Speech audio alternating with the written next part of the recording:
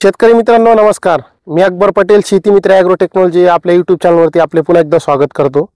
तर मित्रांनो आज आम्ही शिरूर तालुक्यातील चांडो ह्या गावात आलेलो आहे आणि ह्या गावातील बारकू पानमन या शेतकऱ्यांना आम्ही कांदा पिकासाठी आपल्या कंपनीमार्फत पूर्णपणे ऑर्गॅनिक आणि सेंद्रिय खतांचा जो काही वापर करायला लावला होता. तर ते वापरल्याच्या नंतर आज त्यांचे 2 प्लॉट आहे शेजारी. तर त्या 2 प्लॉटमध्ये तर काय होतं मित्रांनो, कधी कधी पर्यावरणाचा पण किंवा वातावरणाचा पण इफेक्ट प्रादुर्भाव आपल्याला पाहायला भेटतो किंवा कुठला पण आपल्याला पीक घ्यायचं आहे किंवा समजा कुठला पण आपण एखादा काम करतो तर त्या ठिकाणी आपण अपेक्षा ठेवतो की आपण चांगलं काम केलं तर निश्चितच त्याच्यातून आपल्याला चांगलं फळ भेटणार आहे. तर असं कुठला पण पीक आपल्याला घ्यायचा असेल तर त्याच्या अगोदर त्याचा जो बी आहे किंवा त्याचा जो बीज आहे तर तो क्वालिटीचा असणं गरजेचं आहे. कारण जर बी आपलं चांगलं असेल तर त्याच्यातून आपल्याला उत्पन्न चांगलं मिळतं. त्याच्यानंतर बियाच्या पुढं मग आपल्याला खतं औषधं ह्या गोष्टी आपल्याला त्याच्यावरती इफेक्ट करू शकतात. पण जर बी चांगल्या क्वालिटीचा असेल तर त्या ठिकाणी पिकाची गुणवत्ता चांगली निघते. संत तुकाराम महाराज म्हणतात, शुद्ध बीजापोटी फळे रसाळ गोमटी. म्हणजे बीज जर शुद्ध असेल तर त्याच्यापासून मिळणारी जी फळे आहेत ती गोड आणि रसरशीत मिळतील. म्हणजे ह्याच पद्धतीने आज आपण पाहणार आहोत का ह्या प्लॉटला आपल्या कंपनीमार्फत आपण नियोजन दिलेलं आहे.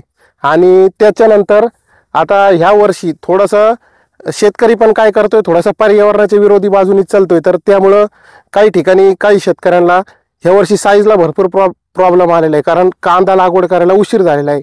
कारखान्याने ऊस लेट तोडल्यामुळं कारखाना लेट चालू झाल्यामुळे ऊस लेट तुटली गेली आणि त्याच्यानंतर मग शेतकऱ्यांनी ऊस निघून गेल्याच्या नंतर कांदा लावलेला आहे. तर कांदा वातावरणाच्या हिशोबाने ज्या हिशोबाने त्याला वातावरण भेटलं पाहिजे तर त्या हिशोबाने थंडीचं वातावरण भेटलेलं नाही आणि हीट जास्त वाढल्यामुळे काही ठिकाणी साईजला प्रॉब्लेम आहे. पण आज आपण ज्या प्लॉटवरती आलेलो आहे तर ह्या एका प्लॉटला आपल्या शेती मित्र ॲग्रो टेक्नॉलॉजी कंपनीच्या माध्यमातून सेंद्रिय खतांचा जो आपण नियोजन दिला होता तर त्याचा त्यांनी उपयोग केलेला आहे.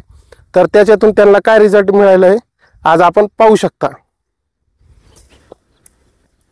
तर हे बघा मित्रांनो, जसं मी उल्लेख केला का जर बी आपला चांगला असेल तर त्याच्यातून आपल्याला गुणवत्ता चांगली मिळते. म्हणजे थोडक्यात आता कलर क्वालिटी आणि सगळी पूर्ण प्लॉटमध्ये एकसारखी साईज या ठिकाणी त्यांना मिळालेली दिसत आहे.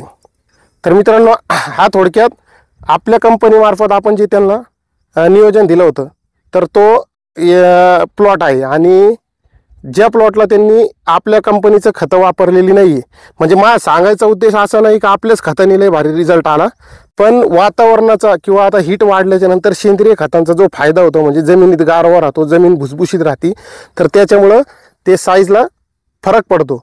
आणि रासायनिक वापरलेल्या प्लॉटच्या ठिकाणी काय प्रॉब्लेम येतो तर रासायनिक खतामुळं जे कांद्याचे जो ग्रीप भेटली पाहिजे ती भेटून जाते सुरुवातीला, पण नंतर क्षारयुक्त जमीन झाल्यामुळं ते जमिनीचा एक कडकपणा निर्माण होतो आणि मग शेवटी साईजला प्रॉब्लेम येतो.